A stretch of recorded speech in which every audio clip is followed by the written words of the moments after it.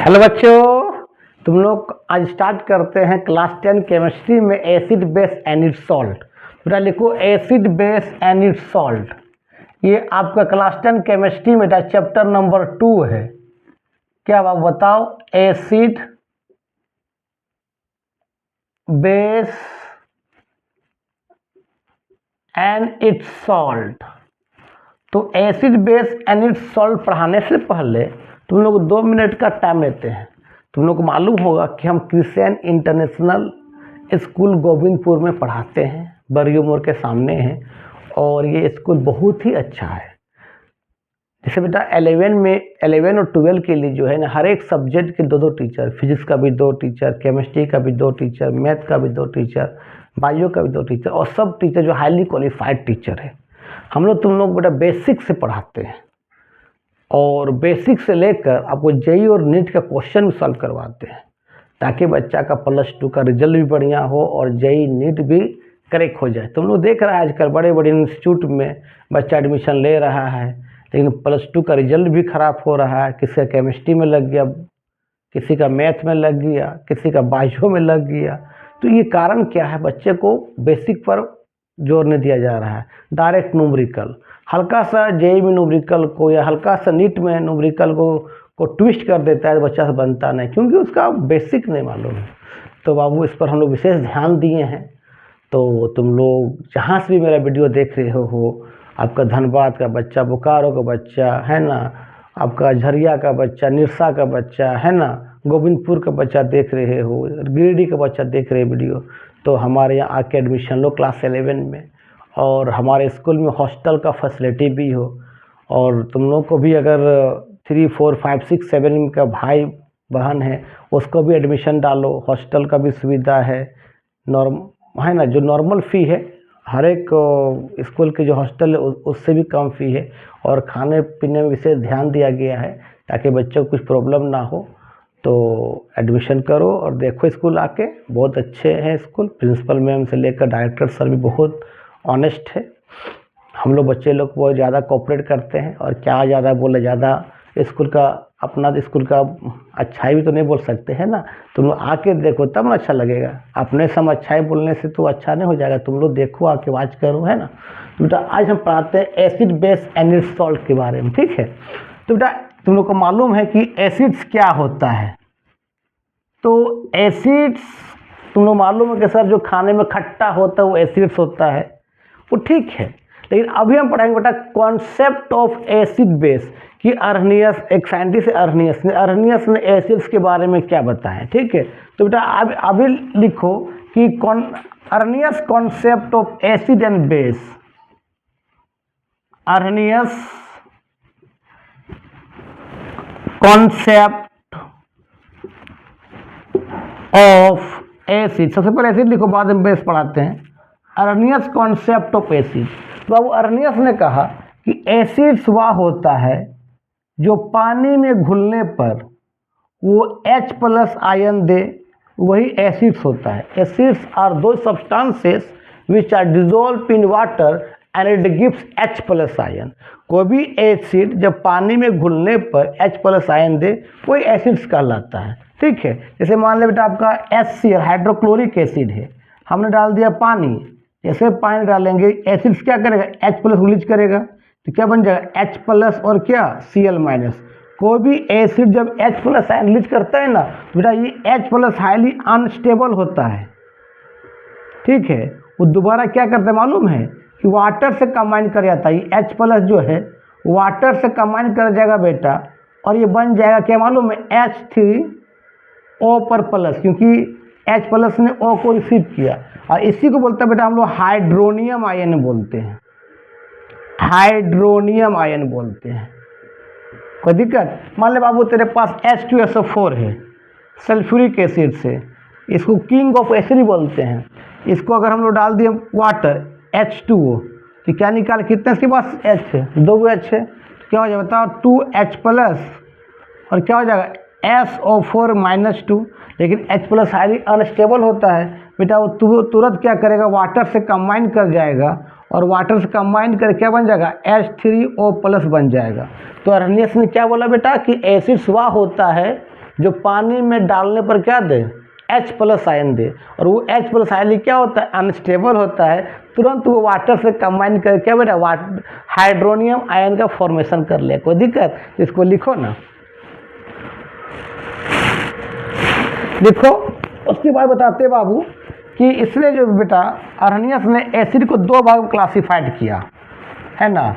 अर्नियस ने क्या किया बेटा, एसिड को दो भाग में क्लासिफाइड कर दिया।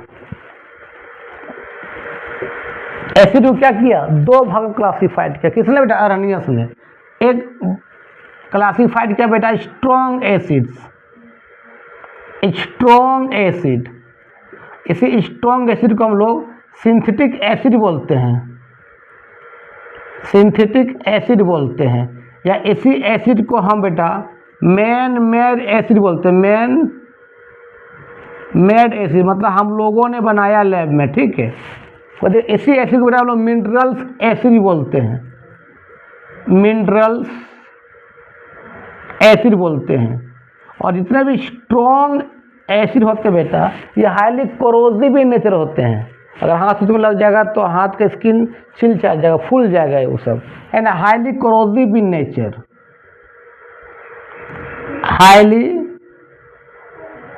क्या बेटा, कोरोसिव इन नेचर के होते हैं, हाईली कोरोसिव इन नेचर के होते हैं। कौन, आपका स्ट्रॉन्ग एसिड। कौन कौन होता है तुमको मालूम है, आपका सल्फ्यूरिक एसिड, आपका नाइट्रिक एसिड HNO3, आपका हाइड्रोक्लोरिक एसिड। ये तीन एसिड बहुत इंपॉर्टेंट है, sulphuric acid, nitric acid, hydrochloric acid.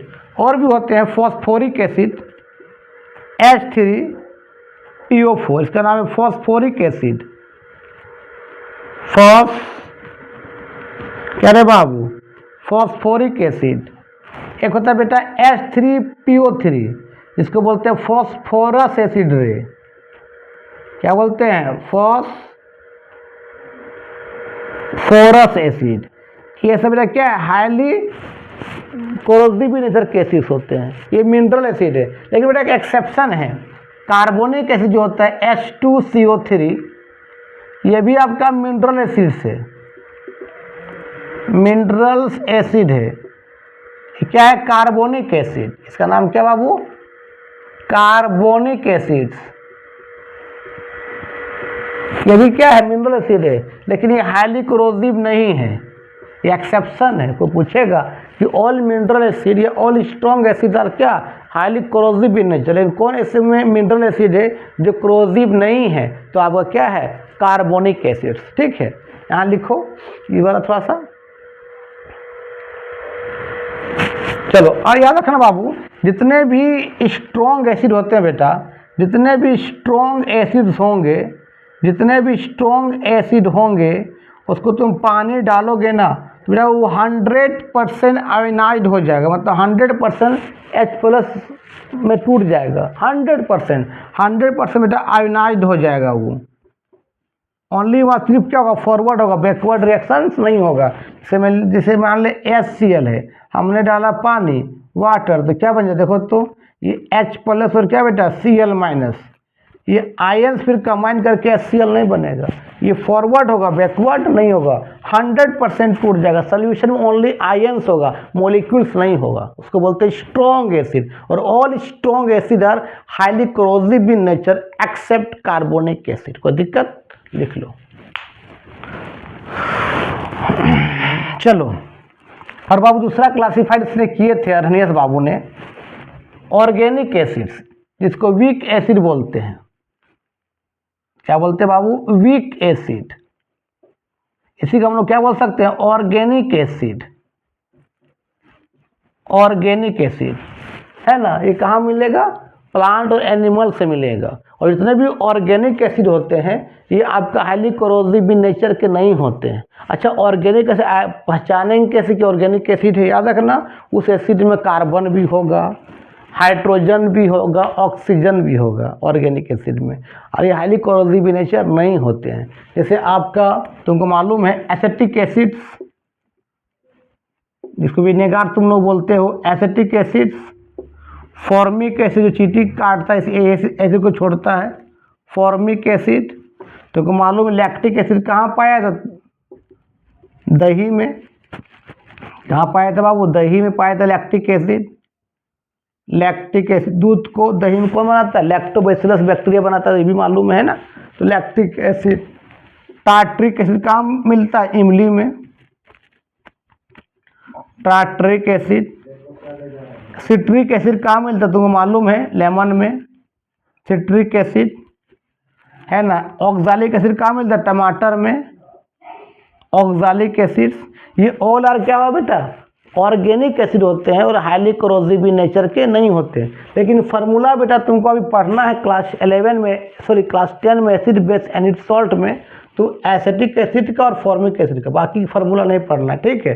तो याद रखना बाबू, एसिटिक एसिड का जो फार्मूला होता है, याद रखना, CH3 COOH, इसको तुम ऐसे भी लिख सकते हो, CH3 C double bond OH bond लिख सकते हो, ठीक है।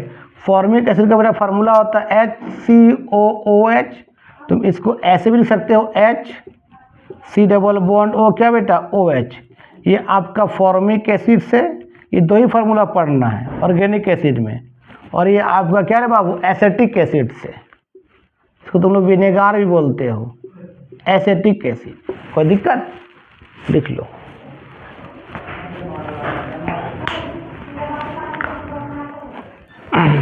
चलो अब आप याद रखना, इतने भी ऑर्गेनिक एसिड होते हैं, मतलब जो वीक एसिड होते हैं, वो 100% आयोनाइज नहीं होते पानी में, मतलब 100% H+ में नहीं टूटता है। जैसे मान लेते हैं, जैसे कोई वीक एसिड से या कोई ऑर्गेनिक एसिड से उसमें पानी डालेंगे तो 100% आयोनाइज नहीं होगा, वहाँ रेट ऑफ फॉरवर्ड भी होगा, रेट ऑफ बैकवर्ड भी होगा, कुछ टूटेगा कुछ नहीं टूटेगा। मान लो टूट गया किस में, H+ में, तो ये 100% जो होगा आयोनाइज नहीं होगा, ये 100% आयोनाइज नहीं होगा, कुछ टूटेगा कुछ नहीं टूटेगा। जैसे मान लो देखो तो आपका एसिटिक एसिड है, CH3 C double bond O और ये OH है, डाल देंगे वाटर, तो भाई कहाँ से निकलेगा H, कार्बन के साथ भी H है, ऑक्सीजन के साथ भी H है, कौन सा H बाहर निकलेगा, सॉरी हाँ कौन सा H बाहर निकलेगा। तो याद रखना बाबू, अगर फ्लोरीन के साथ H चिपका हुआ है या ऑक्सीजन के साथ H चिपका हुआ है, नाइट्रोजन के साथ H चिपका हुआ है या Cl के साथ H चिपका हुआ है, तो पानी डालेंगे ना तो वहाँ से H+ क्या होगा, बाहर निकल जाएगा, याद रखना, ठीक। क्योंकि तुमको मालूम है, आगे पढ़ो क्लास 11-12 में, कि फ्लोरीन, ऑक्सीजन, नाइट्रोजन और क्लोरीन का इलेक्ट्रोनेगेटिव बहुत ज़्यादा होता है, ठीक, इसीलिए ऐसा होता है। तो सुनो बाबू, यहाँ से O से क्या होगा, H निकल जाएगा, तो यहाँ रेट ऑफ फॉरवर्ड भी और बैकवर्ड भी होगा, कुछ टूटेगा कुछ नहीं टूटेगा। मतलब क्या होगा देखो, तो ये H+ और क्या होगा बाबू, CH3 C double bond O क्या, O-। और ये आयंस जो है वो मोलिक्यूल बनना चाहेगा, ठीक है, लेकिन स्ट्रॉन्ग आयन से मोलिक्यूल बनना नहीं चाहेगा। मतलब यहाँ सोल्यूशन में आयंस के फॉर्म में भी रहेगा और मोलिक्यूल्स के फॉर्म में रहेगा, कौन, ऑर्गेनिक एसिड, और ये हाईली कोरोसिव नेचर का नहीं होगा, ठीक है। मान लें आपका फॉर्मिक एसिड है, H C डबल बॉन्ड क्या रे बाबू, OH है, हमने डाल दिया पानी, तो यहाँ रेट ऑफ फॉरवर्ड भी होगा, रेट ऑफ बैकवर्ड भी होगा, तो बता क्या होगा, H C double bond O क्या बाबू, O पर माइनस और H+।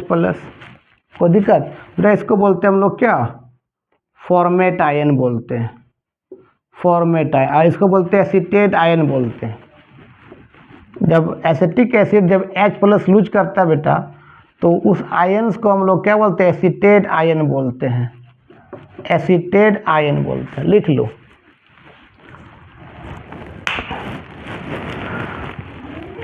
चलो अब तुम लोग को इसका अर्नियस से कुछ लिमिटेशन बताएंगे बेटा। अर्नियस ने क्या कहा कि एसिड वह होता है जो पानी में घुलने पर H+ आयन थे, वही एसिड से, अदरवाइज एसिड नहीं है। लेकिन बहुत से बेटा इसमें कुछ लिमिटेशंस आ गया, कुछ खामियां आ गया इसमें, कुछ लिमिटेशंस आ गया बेटा इसमें, कुछ लिमिटेशंस आ गया इसमें, ठीक। क्या लिमिटेशंस आए, बहुत से नॉन मेटल ऑक्साइड होते हैं वो एसिड है, मतलब और पानी में डालने पर H+ आयन नहीं देते हैं। जैसे आपका कार्बन डाइऑक्साइड हुआ, आपका बेटा सल्फर डाइऑक्साइड्स हुआ, है ना, आपका ये पेन P2O5 हुआ, नाइट्रोजन फॉस्फोरस पेंटॉक्साइड हुआ, है ना, नाइट्रोजन डाइऑक्साइड हुआ। बेटा ये सब पानी डालने पर, वाटर डालने पर ये H+ आयन नहीं देता है, फिर भी ये आपका एसिड से, फिर भी सब क्या है आपका एसिड से। तो यहाँ अर्नियस का एक लिमिटेशंस आ गया। अर्नियस ने बोला एसिड वह होता है जो पानी में घुलने पर H+ आयन दे। तो भाई ये सब नॉन मेटालिक ऑक्साइड पानी में घुलने पर तो H+ आयन नहीं देता है, लेकिन फिर भी वो एसिड से। तो यहाँ उसने कुछ बता नहीं पाया इसके बारे में। याद रखना बाबू, कार्बन डाइऑक्साइड को जब बेटा पानी डालोगे तुम, वो वाटर डालोगे तो ये बन जाएगा कार्बोनिक एसिड H2CO3, इसको बोलते हैं बेटा कार्बोनिक एसिड, कार्बोनिक एसिड बोलते हैं। ठीक है बेटा। उसी तरह बाबू सल्फर डाइऑक्साइड को SO2 को जब तुम पानी डालोगे ना, ये बन जाता है बेटा H2SO3, जिसको बोलते हैं सल्फ्यूरस एसिड बोलते हैं, सल्फ्यूरस क्या बोलते हैं रे बाबू, एसिड बोलते हैं। उसी तरह बाबू ये P2O5 फास्फोरस पेंटॉक्साइड को तुम पानी डाल दोगे तो बेटा ये H3PO4 में कन्वर्ट हो जाएगा, फॉस्फोरिक एसिड में कन्वर्ट हो जाएगा, फॉस्फोरिक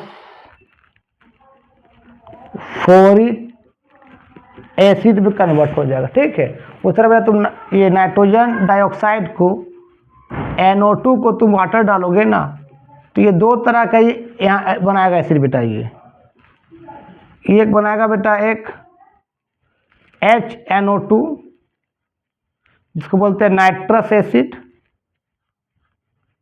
नाइट्रस एसिड, और बनाएगा एक नाइट्रिक एसिड HNO3, इसको बोलते हैं क्या बेटा, नाइट्रिक एसिड बोलते हैं। ठीक है।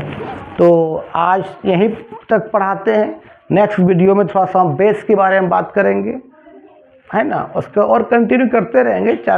6-7 लेक्चर लगेगा अब class 10 acid base and its salt में। तो आप वीडियो अच्छा लगता होगा देखो और दोस्तों को फॉरवर्ड करो, क्या तुम लोग को बोलेंगे। ठीक, तब तक के लिए बाय बाय।